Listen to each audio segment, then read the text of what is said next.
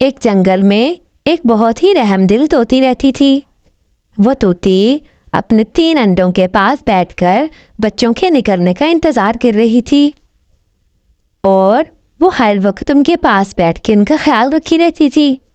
پاس ہی ایک مینا رہتی تھی، وہ مینا بھی انڈا دینا چاہتی تھی۔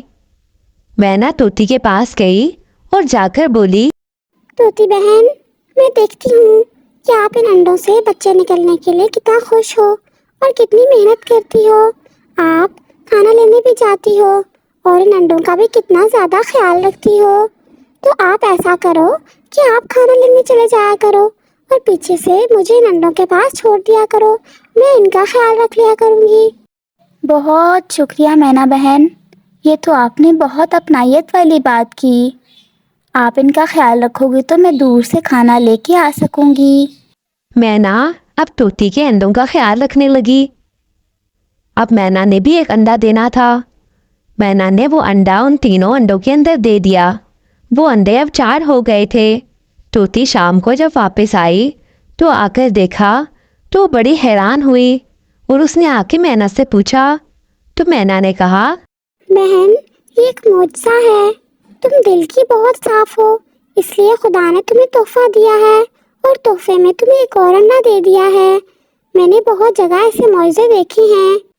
طوطی بھی خوشی خوشی ان 4 انڈوں کا خیال رکھنے لگی، یہاں تک کہ ان 4 انڈوں میں سے بچے نکل آئے۔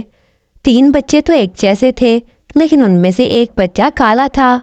طوطی ان سارے بچوں کا بہت خیال رکھتی تھی، 4 سے بالکل ایک جیسا پیار کرتی تھی۔ وہ جب بھی صبح کھانا لینے چلے جاتی تو پیچھے سے مینا آتی تھی، اور مینا آ کر اس کالے والے بچے کو بہت پیار کرتی تھی اور اس کا بہت خیال رکھتی تھی۔ اتنے میں جب بچے تھوڑے سے بڑے ہو گئے تو طوطے کا ایک بچہ بول پڑا۔ اس نے کہا، مینا خالہ، آپ اسی سے اتنا پیار کیوں کرتی ہو؟ کہیں یہ آپ کی بیٹی تو نہیں ہے؟ دیکھو، یہ بالکل آپ جیسی ہی تو دکھتی ہے۔ اتنے میں طوطی بھی واپس آ گئی۔ اس نے آ کر مینا سے کہا، بہن، میں جانتی ہوں یہ تمہاری بچی ہے، اور وہ چوتھا انڈا تمہارا ہی تھا، تم نے وہاں پر آ کے انڈا دیا تھا۔ مجھے معاف کر دو بہن، میں نے جب یہ دیکھا کہ تم اپنے انڈوں کا اتنا زیادہ خیال رکھتی ہو اور ان کو بہت زیادہ حفاظت کے ساتھ رکھتی ہو تو میرے دل میں لالچ آ گیا، اور میں نے سوچا کہ میں تو بہت ہی زیادہ کاہل اور سست ہوں، اپنا کھانا پورا نہیں کر سکتی، تو میں اپنے بچوں کا کھانا کہاں سے پورا کروں گی؟